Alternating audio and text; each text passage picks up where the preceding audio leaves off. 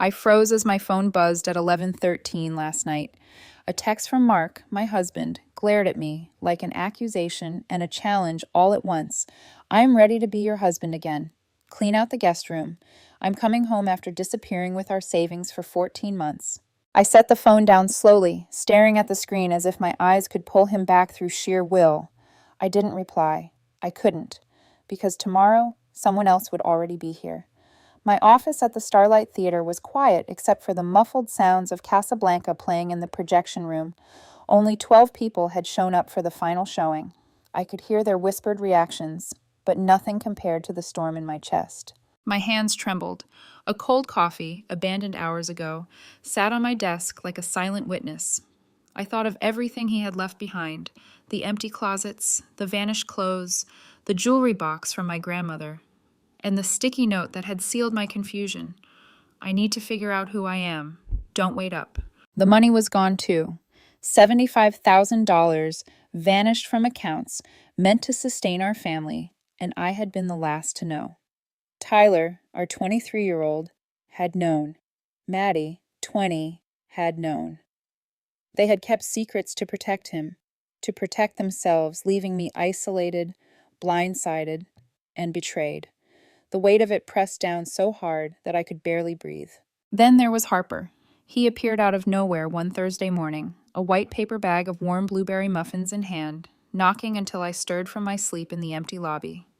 Over weeks, those muffins became a lifeline, not for the pastry itself, but for his presence.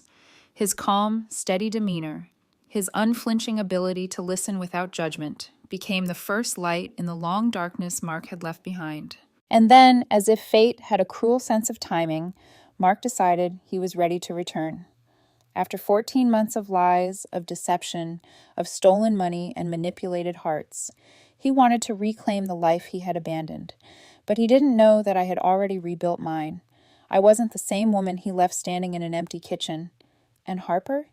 He had been there through it all, unwavering, loyal, and entirely unexpected. I took a deep breath, the theater silent except for the faint hum of the projector, and whispered to myself, tomorrow, nothing will be the same. I'm 48 years old, and Mark is 46.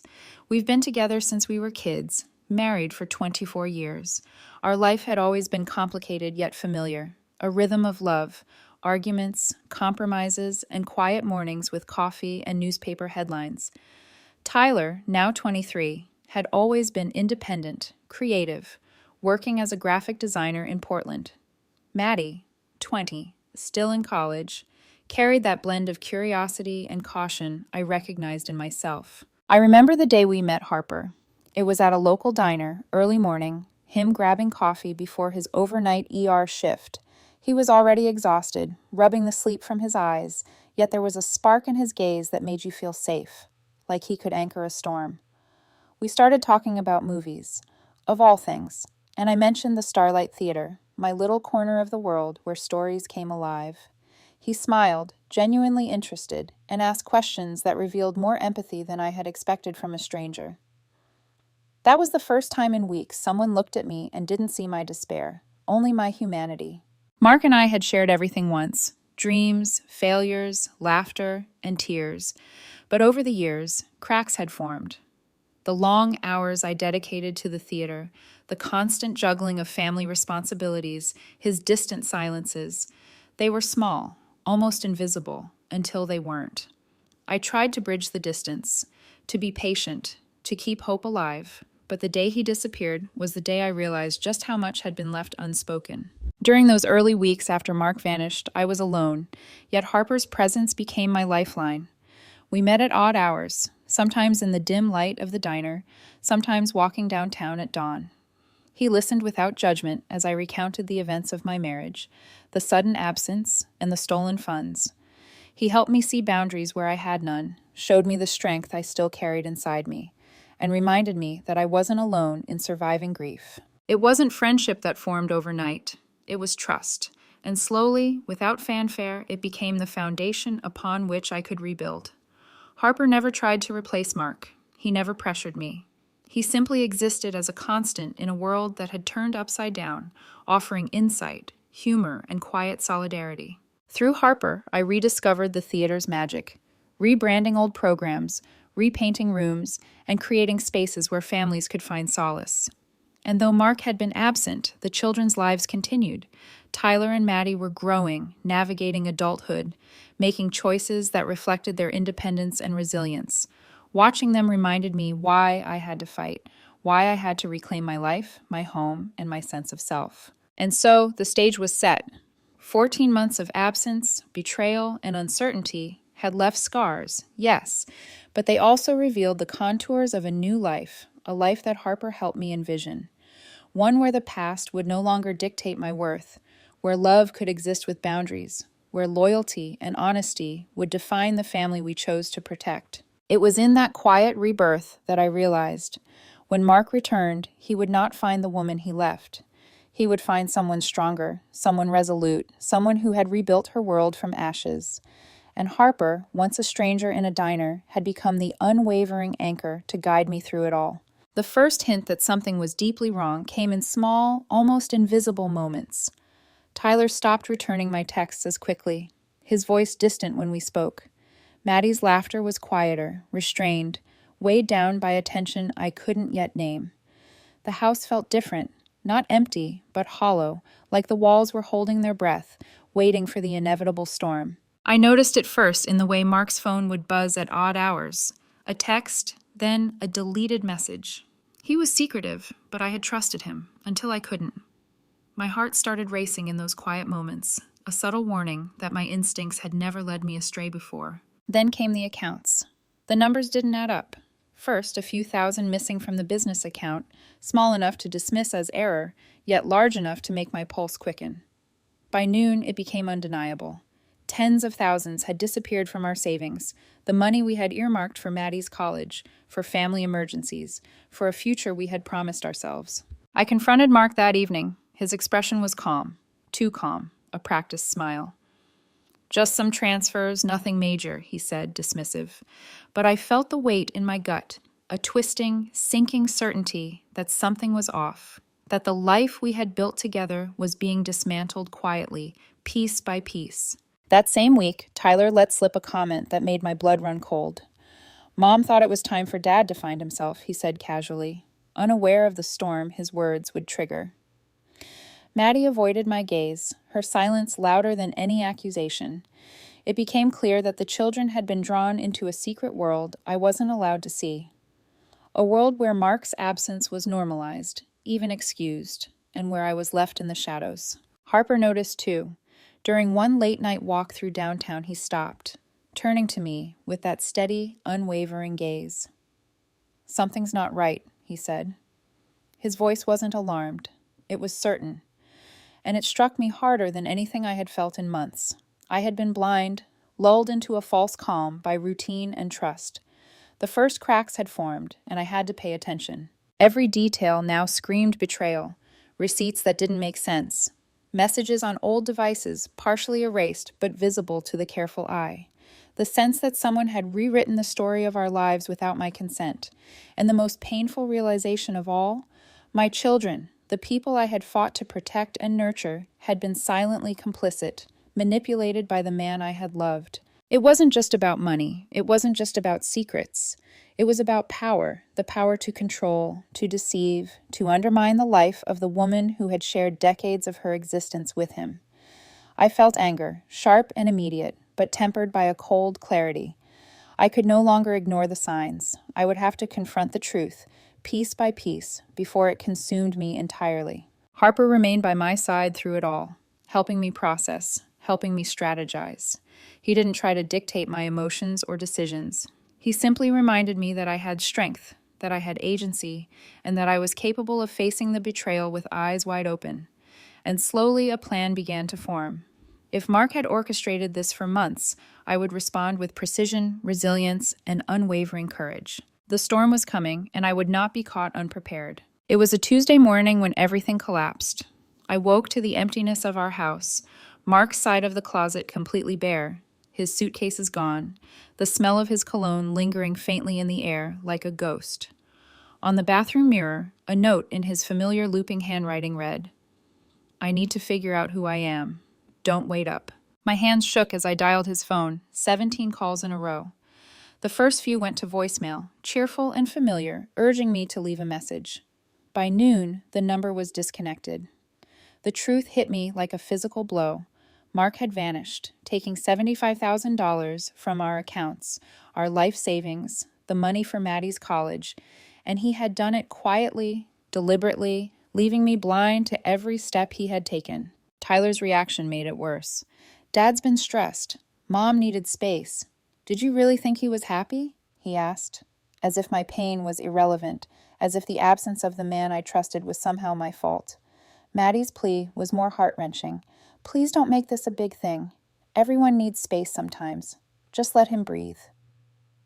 I realized then that I was the last person in my own family to discover that my husband had abandoned us, taken what he wanted, and left a trail of manipulation behind him. For 3 weeks, I barely ate. I slept in the theater lobby, where the worn leather chair smelled faintly of popcorn and old film reels, because walking into our home meant confronting the void he had left.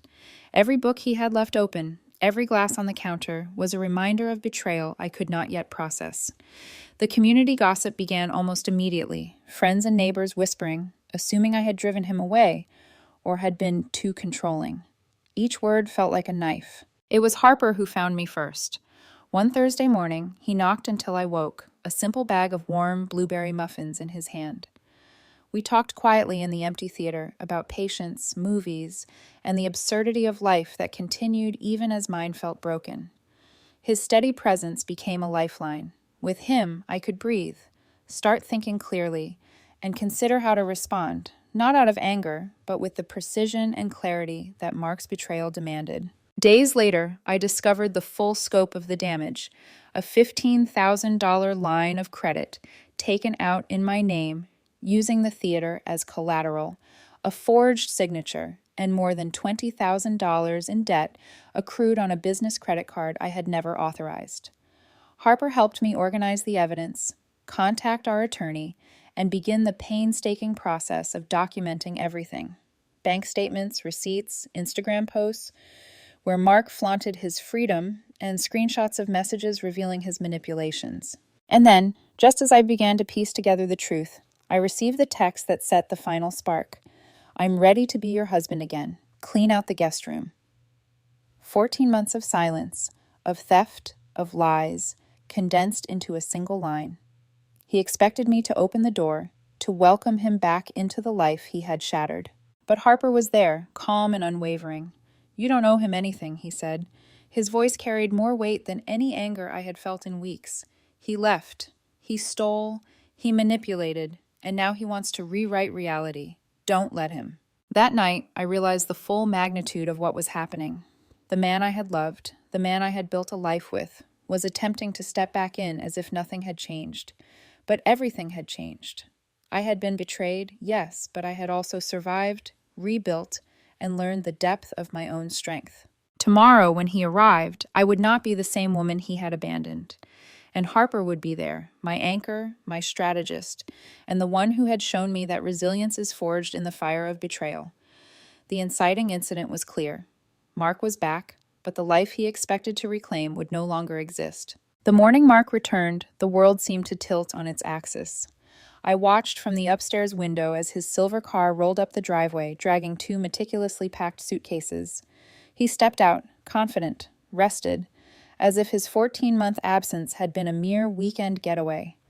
My heart pounded, not from excitement, but from the gravity of what had transpired in his absence. I took a deep breath, grounding myself. Harper stood beside me, silent but steady. His presence was a balm to the storm raging inside. Remember, he said quietly, you've rebuilt everything he tried to destroy. Don't lose that sight. I nodded, though my chest was tight with a mixture of anger, disbelief, and the faint ache of a love that had been tested beyond endurance. As Mark approached the door, memories surged. Our wedding, Tyler's first steps, Maddie's graduation from middle school, quiet evenings with shared laughter. They were all etched into the walls of the house, now standing as monuments to a life he had abandoned.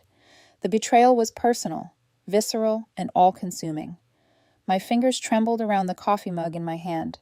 My throat tightened. I wanted to scream, to cry, to collapse, but I had no intention of giving him the satisfaction of my despair. When he knocked, the sound reverberated through the hallways like a drumbeat of confrontation. Harper opened the door first. His calm face, unwavering, delivered the first verbal blow. "You disappeared with her savings. You don't get to claim him now." The words were sharp, deliberate, and completely accurate. I felt a strange mix of relief and pride. Someone was finally articulating what I had been too stunned to say myself. Mark's face froze. For a moment, there was hesitation, the tiniest crack in his composed exterior. He tried to speak, but Harper's eyes held him in place. The silence stretched, heavy and accusatory, before Mark finally muttered, "We're still married. You can't just replace me." I stepped forward then, finally finding my voice. "No, Mark, you can't. You left. You lied. You stole, and you manipulated everyone, including our children. I am not the woman who stood in the kitchen the day you disappeared. I am stronger, I am clear, and I am not waiting for you anymore." The confrontation was brutal, but necessary. Tyler called shortly after, furious and confused, accusing me of humiliating his father. Maddie, quieter but equally firm, asked for a space without drama, seeking clarity amidst chaos. Harper and I went through every detail together, recounting the financial theft, the forged documents, the hidden posts on social media. Each revelation solidified my resolve. I had faced betrayal, deception, and abandonment, but I was no longer the victim. For the first time in 14 months, I felt a sense of control return. My hands stopped trembling, my heartbeat slowed, and the theater, our home, our sanctuary, felt like mine again. Harper's calm, unwavering presence reminded me that survival was not passive. It required confrontation, truth, and courage. Mark could scream. He could claim love, demand forgiveness, attempt to rewrite history. But I had rebuilt my life. My boundaries were clear, and I knew exactly what I deserved. And I would not let anyone, especially the man who had so profoundly betrayed me, take that away. Over the next few days, the tension in our lives became almost unbearable. Mark didn't leave quietly. He lingered, calling, showing up at the theater unannounced, sending messages that oscillated between feigned remorse and subtle manipulation. Every encounter was a reminder of the power he once held over me, a power he had forfeited but still tried to reclaim. Tyler's anger grew. He accused me of destroying his father and called me controlling, despite the evidence of theft, forgery, and abandonment. Maddie was caught between loyalty and justice, struggling to reconcile the father she remembered with the man who had vanished and betrayed us.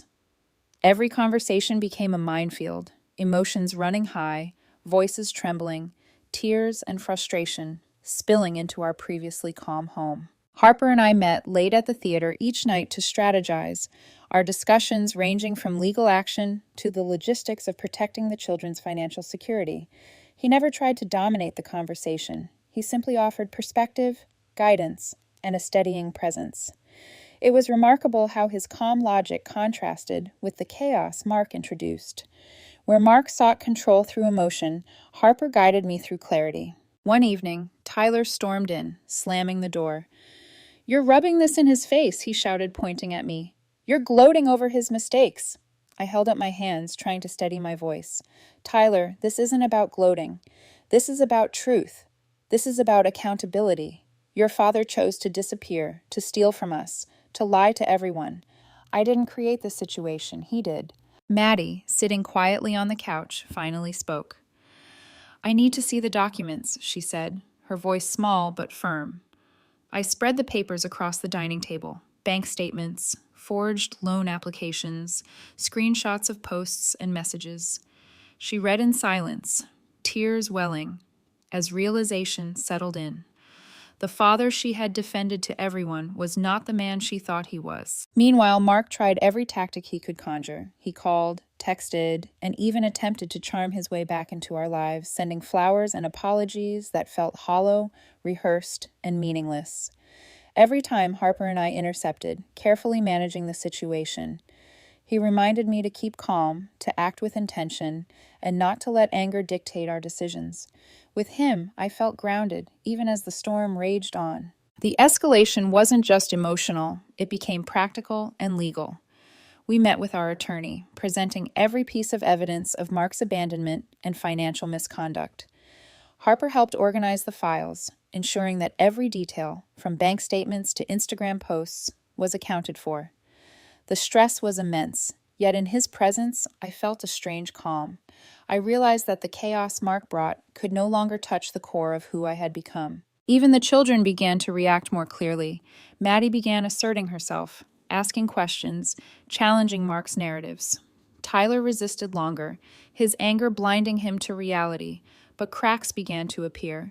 Slowly, the truth pierced the fog of familial loyalty, and I could sense the shift. Mark's attempts to regain control were failing. Every lie, every manipulation, every demand met with calm, unwavering resistance chipped away at the authority he once wielded over us. And yet the tension was exhausting. Nights were long, filled with whispered conversations, planning sessions, and moments of pure frustration. I found myself alone in the theater at times, staring at the flickering reels, imagining a world where peace was possible. Harper would sit beside me, offering silence when words weren't enough, reminding me that endurance and clarity were the weapons I now possessed. By the end of the week, the escalation had reached a tipping point. Mark's presence was no longer subtle. He had crossed into intrusion. The neighborhood whispers had begun, friends and neighbors witnessing his confrontations, his outbursts, the chaos he left in his wake. And through it all, Harper remained the steady anchor, ensuring that I would not lose myself, that I could act decisively, and that when the moment came to reclaim my life fully, I would be ready. The storm had reached its peak. Now, all that remained was to face the darkest moment, the emotional nadir that would test everything I had rebuilt, and everything I would fight to protect. It hit me on a rainy Thursday afternoon, the kind of rain that makes the world gray and muffles all sound, leaving you alone with your thoughts. Mark had called, his voice deceptively soft, asking to see Maddie and Tyler. "Just a visit," he said. But I knew better. He wanted to assert control, to remind us of the life he abandoned and the authority he thought he still held. I watched Tyler storm out of the house after a heated argument, Maddie sitting silently, tears streaking her face. Harper and I had tried to intervene, but Mark's manipulation had already sown doubt, anger, and confusion. My chest ached. I felt the weight of betrayal pressing down, heavier than I had imagined possible. Alone in the theater, I sat on the worn leather couch, hands trembling, staring at the rows of empty seats.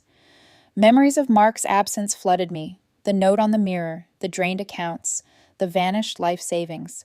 I felt a surge of helplessness, as though the walls themselves were closing in. Every mistake, every betrayal replayed in my mind, amplified by the silence and the rain outside. I called Harper. His voice, calm and unwavering, reached me across the line. "You've done everything you could," he said gently. "This is not your failure. You are strong. You are prepared. You are not alone." But even as I listened, I felt the crushing weight of fear and doubt. The children were fractured, torn between loyalty to their father and trust in me.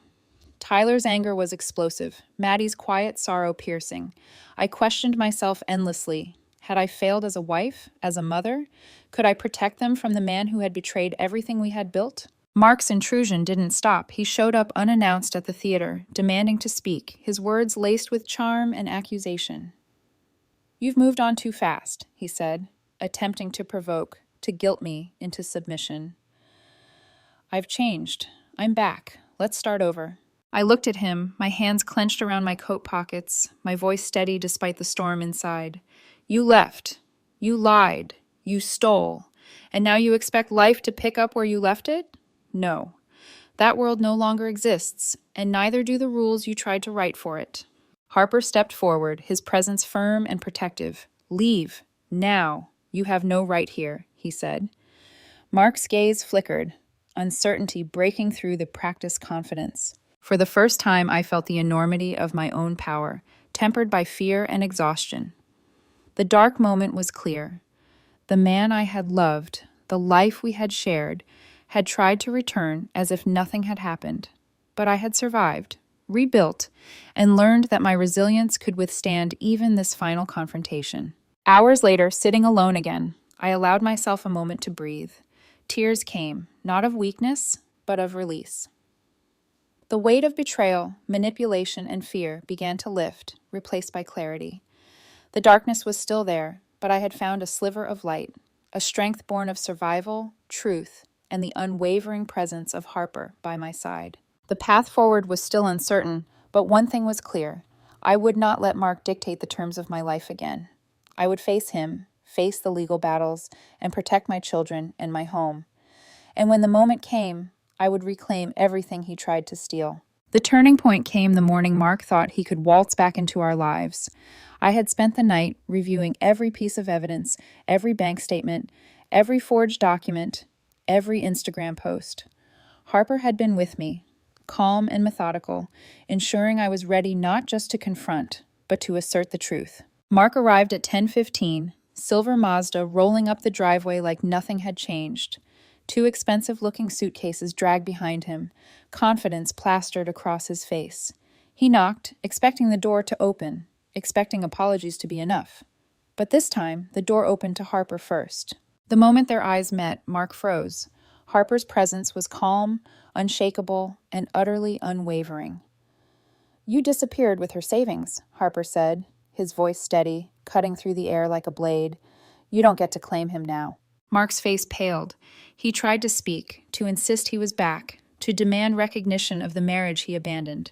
But I stepped forward then, my voice clear, strong, resonating with all the months of betrayal, fear, and rebuilding I had endured. "No, Mark, you don't get to rewrite history. You left, you stole, you manipulated everyone, including our children. You abandoned us, and now you expect life to accommodate your whims. It doesn't, not anymore." The proof was laid out like a gauntlet. Bank statements, forged credit applications, screenshots of Instagram posts chronicling his 14-month freedom tour. I recounted each deception to him with precision, each manipulation laid bare. The veneer of his confidence cracked, exposing the selfishness and deceit beneath. Tyler called an hour later, furious, accusing me of humiliation. Maddie, who had spent the day absorbing the evidence, reached out gently, seeking connection and clarity, finally understanding the full scope of their father's actions. Harper and I watched the reactions unfold. Justice, at least emotional, had begun to assert itself. Mark tried one last tactic, charm and feigned vulnerability. "I've changed. I want to fix things," he said, his words hollow, rehearsed. I looked him in the eyes, the rage and clarity intertwining. "You cannot fix what you destroyed. You abandoned your family, and nothing you say now can undo that. You have no power here." Harper's calm voice added the final edge. "Leave. Now. You are done. This house, this family, this life, it belongs to her, not you." And then he left. Tires squealed, engine revving, the silver Mazda disappearing from our driveway. The turning point wasn't just his exit, it was the moment I realized I held the power. The man who had tried to dominate, manipulate, and control had no leverage left. My voice, my evidence, my strength, and Harper's support had reclaimed everything. Sitting in the quiet aftermath, I felt a surge of clarity and relief. I had confronted the betrayal, protected my children, and asserted my authority over my own life. The turning point was not merely Mark's departure. It was the awakening of my own power, the acknowledgement that I was no longer the woman abandoned, but the woman in control, resilient and unyielding. The battle wasn't over. There would be legal proceedings, there would be conversations to navigate, and Tyler and Maddie would need ongoing support. But I had crossed the threshold. I was no longer reacting, I was leading. The storm had shifted. The future was mine to shape. The days following Mark's final departure were a whirlwind of reality, settling into place. Court dates were scheduled, legal documents filed, and every ounce of deception he had left behind was being systematically exposed. Harper stayed by my side, helping organize files, coordinating meetings with our attorney, and keeping me grounded when the stress threatened to consume me. Tyler refused to speak at first, still angry, still protecting the memory of the father he thought he knew. Maddie, more receptive, helped me gather evidence for the divorce proceedings. Her quiet strength a reminder that the children were resilient too, even after betrayal. The fallout wasn't just emotional, it was practical. and it hit Mark where it hurt most. The forged loans, the stolen savings, the financial manipulations, they all became legal ammunition. Mark's attempts to regain control over the theater and the house were thwarted. Each piece of evidence we submitted chipped away at his narrative, leaving him exposed. He had underestimated the consequences of his actions, thinking charm and excuses could undo 14 months of betrayals. The neighborhood buzzed with whispers, and for the first time, I saw them as background noise rather than judgment. People witnessed the confrontation, the evidence, the calm authority I wielded. I realized that fallout often extends beyond legal and personal realms. It touches reputations, social circles, and the delicate illusion of control that manipulators rely on. Mark tried to call Tyler, demanding loyalty, attempting to manipulate him with lies about my role in destroying his father. Tyler listened, and for a moment I feared he might fall for it, but instead he slowly began to see the truth, the cracks in his father's story. Maddie acted as a buffer, translating evidence into clarity, showing Tyler the reality of their father's choices. The fallout reached even family members who had previously been neutral or skeptical. The theater, which had become my sanctuary, now doubled as a command center. Harper and I spent hours reviewing every transaction, every social media post, every message, leaving nothing to chance. The process was exhausting, but in it, I found empowerment. Every step I took was a reclaiming of agency, a declaration that the past could not dictate the present or future. Mark's attempts to provoke or charm us became futile. He was increasingly isolated, frustrated, and powerless. Friends who had once taken his side began to recognize the reality of his actions. His carefully constructed image of freedom and self-discovery crumbled under the weight of undeniable evidence. The fallout had reached him fully. The consequences of his betrayal were inescapable. And through it all, I noticed something profound. I was no longer the woman defined by Mark's choices or by the chaos he left behind. I was defined by my response, by the clarity, resilience, and authority I had claimed in the face of deception.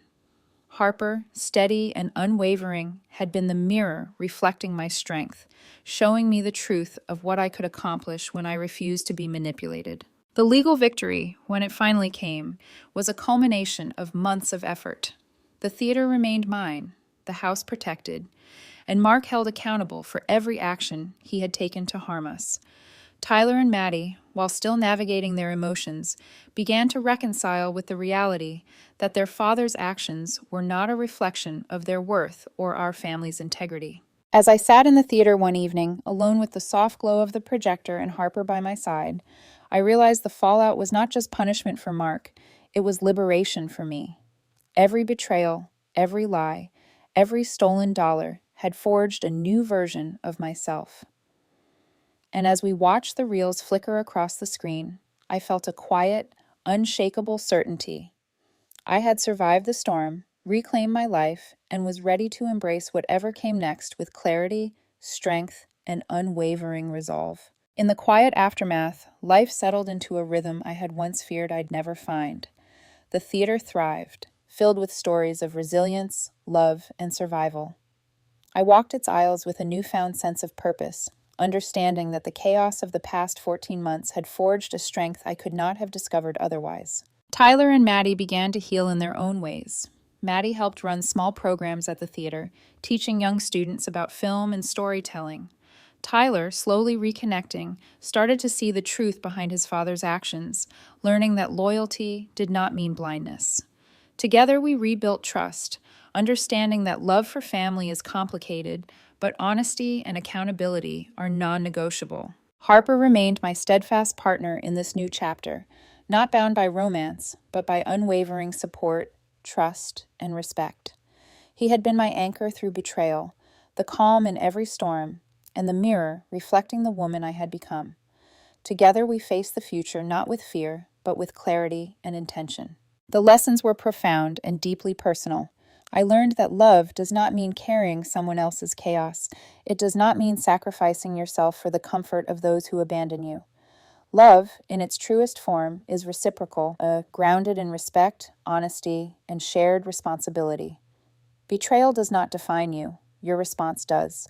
Your strength is revealed in the face of adversity, not in moments of convenience. And perhaps the most important lesson of all, life is unpredictable, filled with people who will fail, abandon, and deceive.